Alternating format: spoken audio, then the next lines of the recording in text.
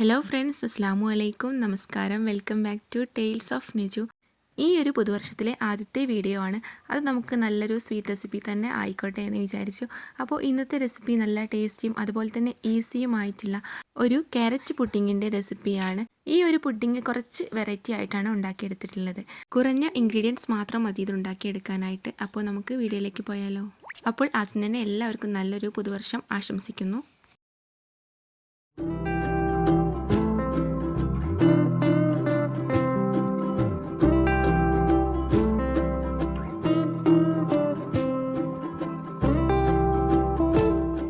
അപ്പോൾ നമുക്ക് വീഡിയോയിലേക്ക് പോയാലോ.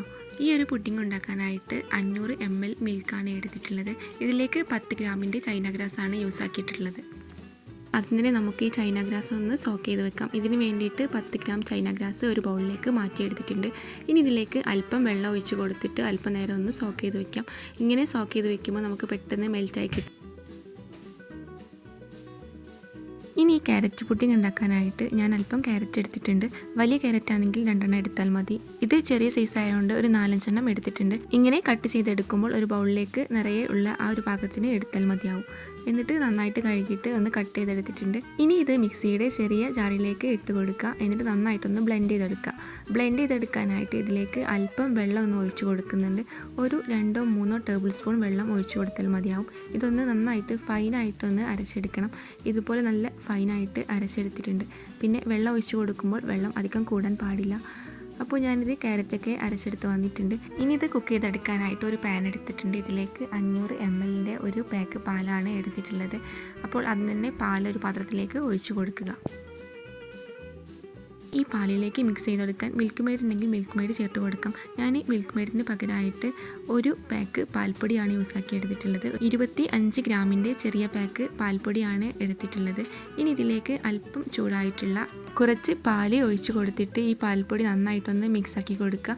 അപ്പോൾ മിക്സാക്കി കൊടുക്കുമ്പോൾ ഒന്നെങ്കിൽ ചൂടുള്ള വെള്ളമോ അല്ലെങ്കിൽ ചൂടുള്ള പാലോ ചേർത്ത് കൊടുത്തിട്ട് നന്നായിട്ടൊന്ന് മിക്സ് ചെയ്തെടുക്കുക. കട്ടയില്ലാതെ ഒന്ന് മിക്സ് ചെയ്തെടുക്കണം.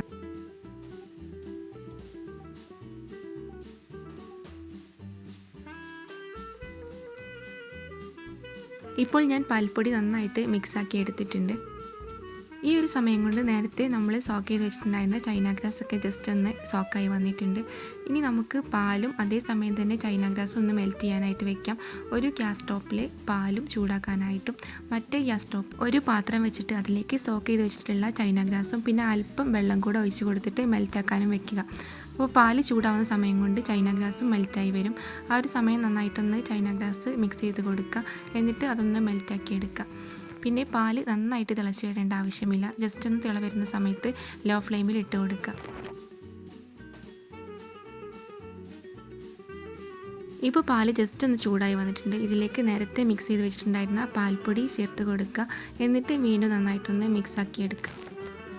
നമ്മൾ സാധാരണ ക്യാരറ്റ് പുഡിങ് ഉണ്ടാക്കുന്ന സമയത്ത് ആദ്യം തന്നെ ക്യാരറ്റ് ഒന്ന് വേവിച്ചിട്ടാണ് ഉണ്ടാക്കിയെടുക്കുന്നത്. ക്യാരറ്റ് വേവിച്ചിട്ട് ഉടച്ചിട്ടാണ് ഉണ്ടാക്കിയെടുക്കുന്നത്. ആ ഒരു സമയത്ത് ക്യാരറ്റിൻ്റെ ഫ്ലേവറൊക്കെ പോയിട്ട് അത്ര ടേസ്റ്റ് ഉണ്ടായി കിട്ടില്ല. ഇതുപോലെ ക്യാരറ്റ് കുക്ക് ചെയ്യാതെ എടുത്തിട്ട് ബ്ലെൻഡ് ചെയ്തെടുത്തിട്ട് ഉണ്ടാക്കിയെടുക്കുമ്പോൾ പ്രത്യേക ടേസ്റ്റാണ്. അപ്പോൾ ചൈനാഗ്രാസ് ജസ്റ്റ് ഒന്ന് മെൽറ്റായി വരുമ്പോൾ ഫ്ലെയിം ലോയിലിട്ടിട്ട് പിന്നെ ഒന്ന് മെൽറ്റാക്കി എടുക്കുക. ആ ഒരു സമയം കൊണ്ട് പാൽ ജസ്റ്റ് ഒന്ന് ചൂടായി വന്നിട്ടുണ്ട്. ഇനി ഇതിലേക്ക് ഒരു 3 ഏലക്കായ് ജസ്റ്റ് ഒന്ന് ചതച്ചിട്ട് അതിൻ്റെ സീഡ് മാത്രം ഒന്ന് ഇട്ട് കൊടുക്കുക. എന്നിട്ട് വീണ്ടും നന്നായിട്ടൊന്ന് മിക്സ് ചെയ്ത് കൊടുക്കുക. ഈ ഏലക്കായക്ക് പകരമായിട്ട് നിങ്ങൾക്ക് വാനില എസൻസ് ഉണ്ടെങ്കിൽ വാനില എസൻസ് ചേർത്ത് കൊടുക്കാവുന്നതാണ്.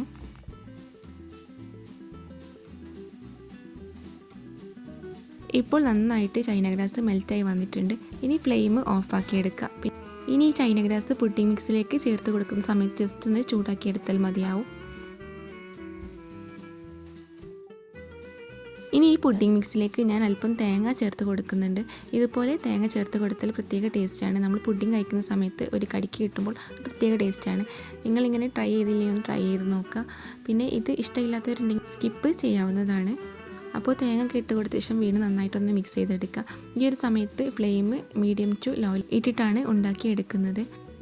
ഇനി ഇതിലേക്ക് നേരത്തെ ബ്ലെൻഡ് ചെയ്ത് വെച്ചിട്ടുള്ള ക്യാരറ്റ് ഇട്ട് കൊടുക്കുക.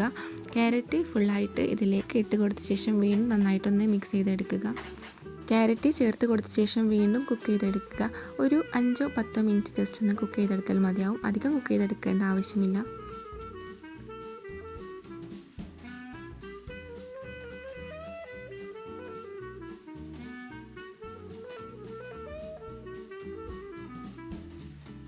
ഇനി ഇതിലേക്ക് മധുരത്തിന് ആവശ്യമായിട്ടുള്ള പഞ്ചസാര ചേർത്ത് കൊടുക്കാം. ഞാൻ ഇതിലേക്ക് ടോട്ടൽ 1.5 കപ്പ് പഞ്ചസാരയാണ് ചേർത്ത് കൊടുത്തിട്ടുണ്ടായിരുന്നത്.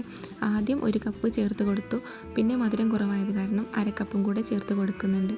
അപ്പോൾ പഞ്ചസാര ചേർത്ത് കൊടുത്ത ശേഷം നന്നായിട്ട് മിക്സ് ചെയ്ത് കൊടുക്കുക.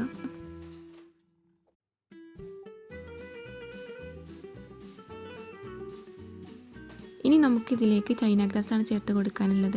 ചൈനാഗ്രാസ് കട്ടിയായി വന്നിട്ടുണ്ടെങ്കിൽ ജസ്റ്റ് ഒന്ന് ചൂടാക്കിയിട്ട് ഇതിലേക്ക് ഒഴിച്ചു കൊടുക്കുക.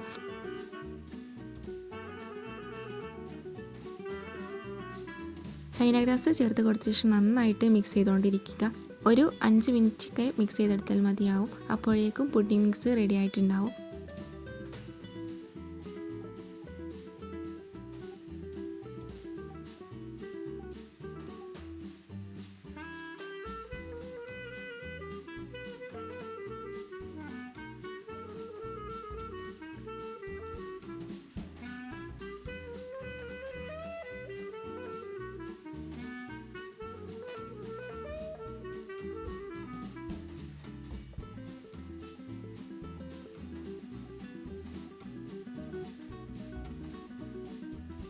ഇപ്പോൾ ക്യാരറ്റ് പുഡിംഗ് മിക്സ് റെഡി ആയിട്ടുണ്ട്. ഇനി ഫ്ലെയിം ഓഫാക്കി എടുക്കാം. എന്നിട്ട് ജസ്റ്റ് ഒന്ന് ചൂടാറി വരുമ്പോൾ പുഡിംഗ് ട്രേയിലേക്ക് മാറ്റിയെടുക്കാം. അപ്പോൾ ഞാനിത് സെറ്റാക്കി എടുക്കുന്നത് പുഡിംഗ് ഗ്ലാസ്സിലാണ്. ഇത് പുഡിംഗ് ട്രേയിലാണ് സെറ്റാക്കുന്നതെങ്കിൽ പുഡിംഗ് ട്രേയിൽ സെറ്റാക്കി എടുക്കാവുന്നതാണ്. ഞാൻ പുഡിംഗ് സെറ്റാക്കാനുള്ള ഗ്ലാസ്സസ് എടുത്തിട്ടുണ്ട്. ജസ്റ്റ് ഒന്ന് പുഡിംഗ് മിക്സ് ചൂടാറി വരുമ്പോൾ ഇതിലേക്ക് ഇത് ഒഴിച്ചു കൊടുക്കുക.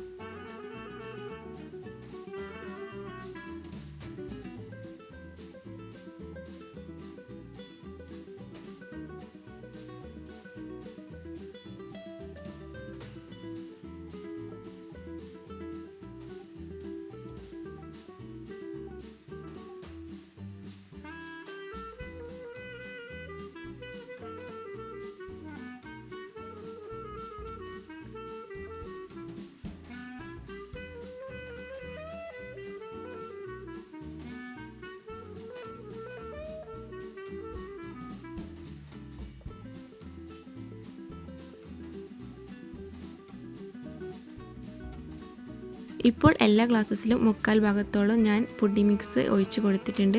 ഇനി ഇതിലേക്ക് മുകൾ ഭാഗത്തേക്കായിട്ട് അല്പം ബൂസ്റ്റ് പൊടി ഇട്ട് കൊടുക്കാം. എല്ലാ ഗ്ലാസിൻ്റെ ടോപ്പിലായിട്ടും ഞാൻ ഇതുപോലെ ബൂസ്റ്റ് പൊടി ഇട്ട് കൊടുക്കുന്നുണ്ട്. ഇതൊക്കെ ഓപ്ഷണലാണ്. നമ്മുടെ ഇഷ്ടത്തിനനുസരിച്ച് നട്ട്സ് ആണെങ്കിൽ നട്ട്സ് ഇട്ട് കൊടുക്കാവുന്നതാണ്. ഞാൻ ഇതുപോലെ ബൂസ്റ്റ് പൊടി ഇട്ട് കൊടുത്ത ശേഷം ഇതിൻ്റെ മുകളിലേക്കായിട്ട് കാഷ്യൂ നട്ട്സും ഇട്ട് കൊടുക്കുന്നുണ്ട്. ഇതൊക്കെ നമുക്ക് ഭംഗിക്ക് വേണ്ടിയിട്ടാണ്. പിന്നെ ബൂസ്റ്റ് പൊടി ചേർത്ത് കൊടുക്കുമ്പോൾ പുഡിങ്ങിന് പ്രത്യേക ടേസ്റ്റാണ്.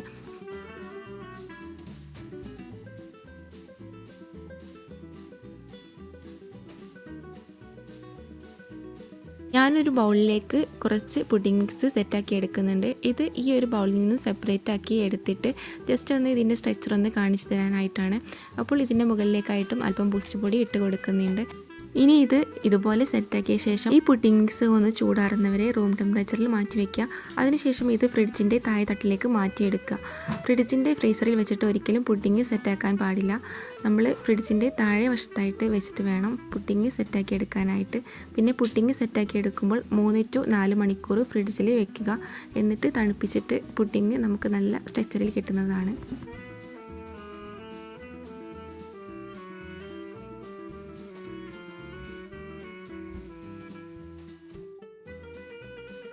ഇപ്പോൾ പുഡിംഗ് മിക്സൊക്കെ നന്നായിട്ട് ചൂടാറിയിട്ടുണ്ട്.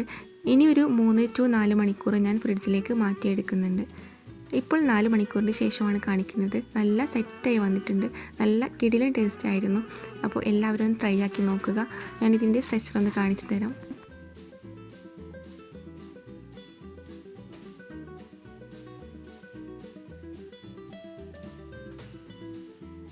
നല്ല സോഫ്റ്റ് ആയിരുന്നു കഴിക്കാനായിട്ട്. അതുപോലെ തന്നെ ബൂസ്റ്റും ക്യാരറ്റും തേങ്ങയും ഒക്കെ ആയിട്ട് ഒരു പ്രത്യേക ടേസ്റ്റിലാണ് ഈ പുഡിംഗ് സെറ്റാക്കിയിട്ടുള്ളത്.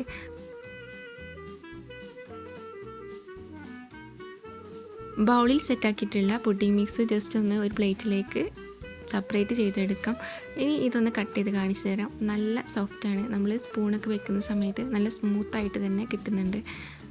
അപ്പോൾ ഇന്നത്തെ വീഡിയോ നിങ്ങൾക്ക് ഇഷ്ടമായെന്ന് വിചാരിക്കുന്നു. ഇഷ്ടപ്പെട്ട് കഴിഞ്ഞാൽ ലൈക്ക് ചെയ്യാനും ഷെയർ ചെയ്യാനും അതുപോലെ തന്നെ നിങ്ങളുടെ കമൻറ്റുകൾ അറിയിക്കാനും മറക്കരുത്. അപ്പോൾ ഇൻഷാ അല്ലാഹ് മറ്റൊരു വീഡിയോയുമായിട്ട് വീണ്ടും വരാം. അതുവരേക്കും ബൈ. Thanks for watching.